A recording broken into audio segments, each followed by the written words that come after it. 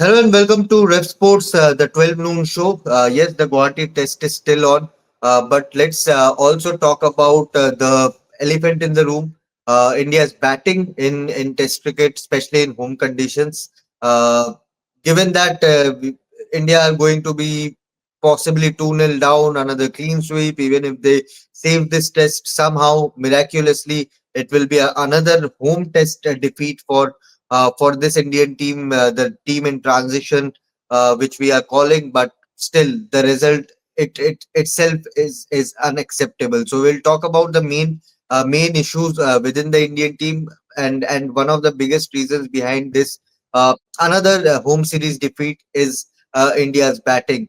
Rohit, the batting, yes, it is in a transition. We are seeing a lot of players who are new, who have not played a lot of tests, lot of first class matches. They have been drafted into the system, and somehow they are failing to cope up with the Indian conditions, not away conditions. We did really well in England, but in Indian conditions, in turning conditions, if a bowler is turning the ball, he's troubling you. If the bowler is bouncing you out, he's troubling you. So in terms of depth, in terms of skill set, there seems to be a bit of game awareness, lack of game awareness, lack of skill set for the longest format of the game. What's your take behind this consistent batting failures? So I think Shubhanda, I'm a little surprised with the way, this team is playing since last 1.5 year.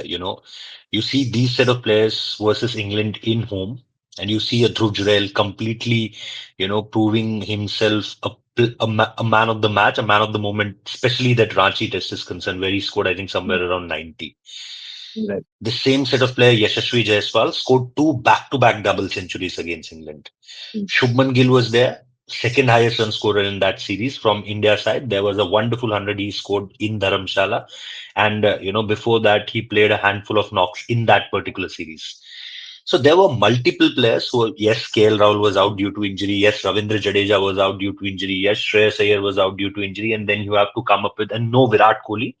Yes, Rohit Sharma was there, but then there are a lot of young players. As I mentioned, Dhruv Jurel was there, Sarfaraz Khan was there, Rajat Patidar. Okay, Rajat Patidar won't be able to, at that point of time, he not contributed that much that we can say that, yes, he also contributed. But if you see the amount of players performing in that particular series in the absence of Virat Kohli and KL Rahul and Ravindra Jadeja's, now comparing these two, and this is not, I'm talking about 5 years ago. This is, I'm talking about Mhm. just 1.5 years ago, and Mhm. you see similar set of players, and Guwahati pitch is not different from those kind of wickets, because Right. what happened is that in that particular series we talked a lot about the kind of wickets we are playing in, because before that it was always the rank turners. You remember the Border Gavaskar Trophy, the Nagpur test, heavily criticized. The Delhi test, we were on the verge of losing yet another test, then the Indore test, and we lost that test. And what we did after that, we created this kind of a Pata wicket in Ahmedabad, and again, that was no result. That's to just to save ourselves, from this Australian lineup. So now my point is that what happened to this team in this 1.5 year? Something dramatically happened. If you see the kind of wickets we are choosing after that series, we won that Mhm. series from trailing 0-1.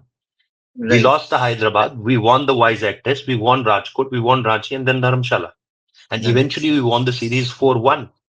Mhm. But now what we did after that is, you were there in the Bangalore test. Yes, Bangalore test, you can't change the Bangalore wicket.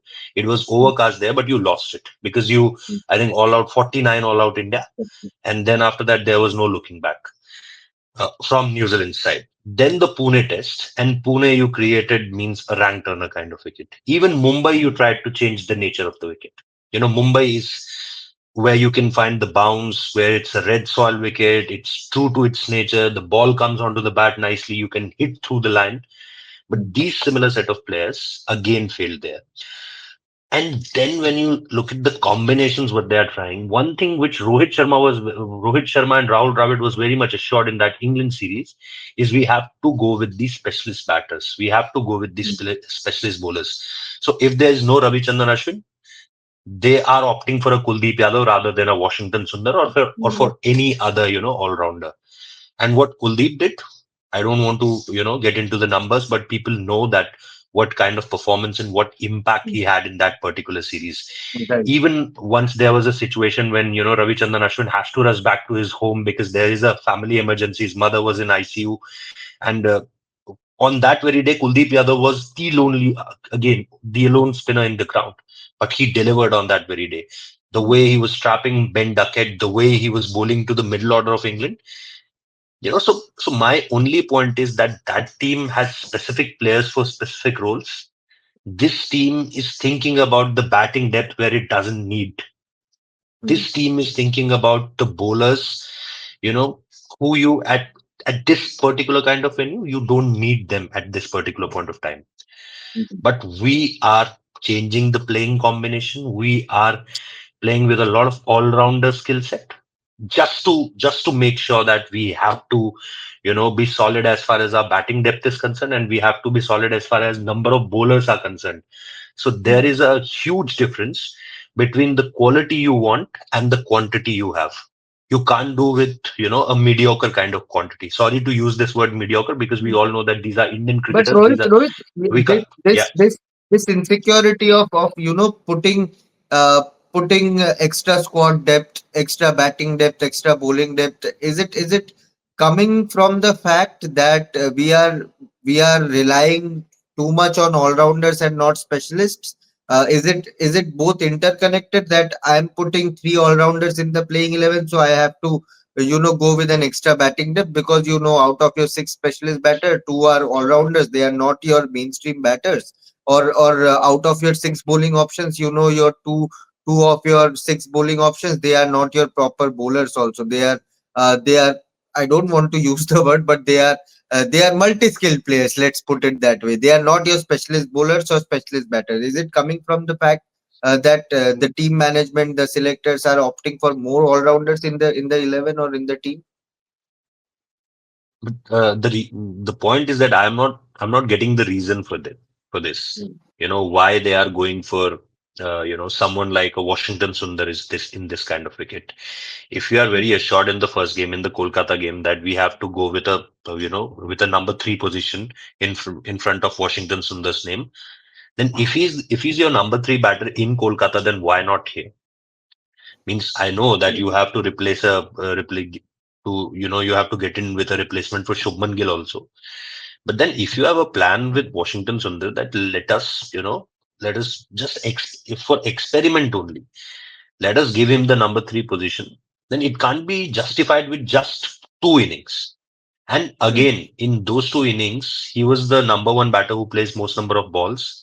And apart from that, he was the one who was looked, most comfortable in that wicket in second innings, where Right. everyone is, struggling to read the Even spin, in where Guwahati. everyone is, yeah, even in Guwahati, the partnership between Kuldeep Yadav and Washington Sundar is something which can assure you that yes, these guys can, put their hands up when the team need. And Washi did it now multiple times. In England, we remember that, in that Manchester Manchester. Test where we needed a partnership lower down the order, him and Ravindra Jadeja contributed a lot. Both scored a century.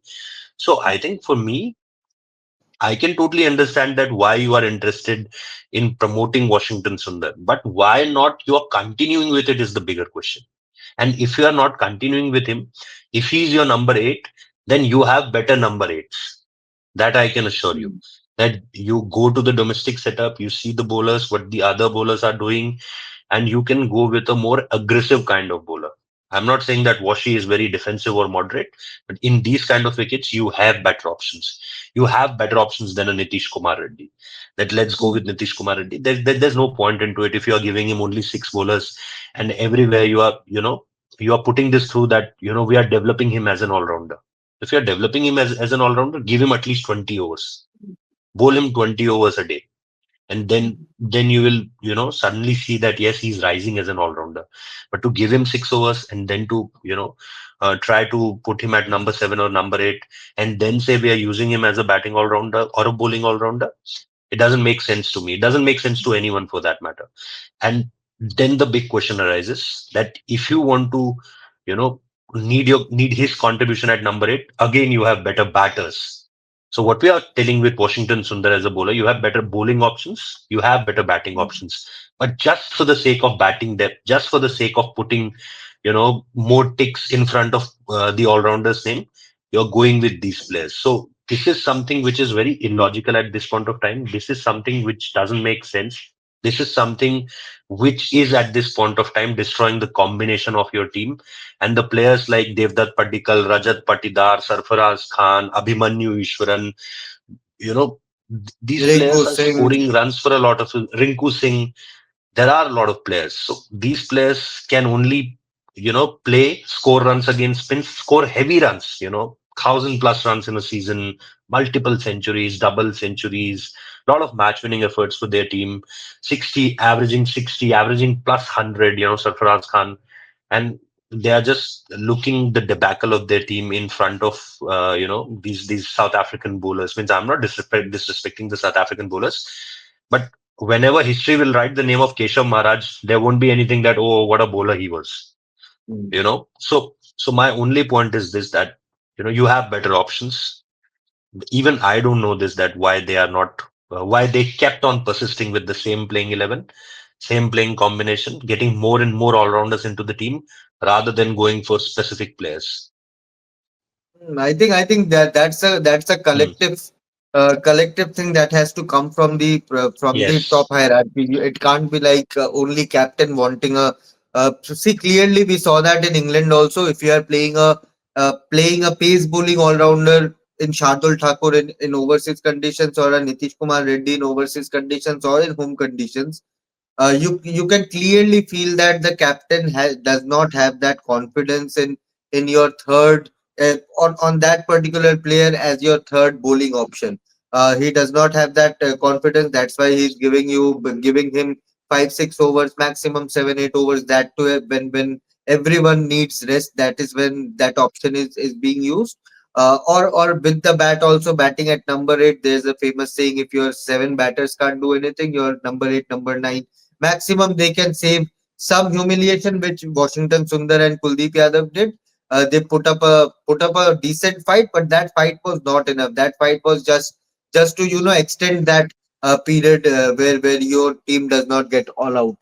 But it won't change the outcome of the game. Let's put it that way. So now the Exactly. onus is not only on the captain or those who are picking the playing 11, but from the selectors as well. If there's a demand for all rounders from the team management or from within the team, then there has to be someone who says, no boss, we are playing home test. These are the conditions you are going to get.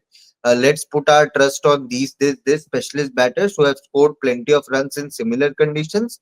Whenever you play white ball cricket, having majority of all rounders, it can still make sense. But in test cricket, that is why it is called the biggest challenge of the game. You need specialist players who have put up 700 800, as Rohit also said, 1,000 runs in domestic cricket. They know these conditions better than the players who are in the international setup, because they are playing continuous cricket on Indian soil.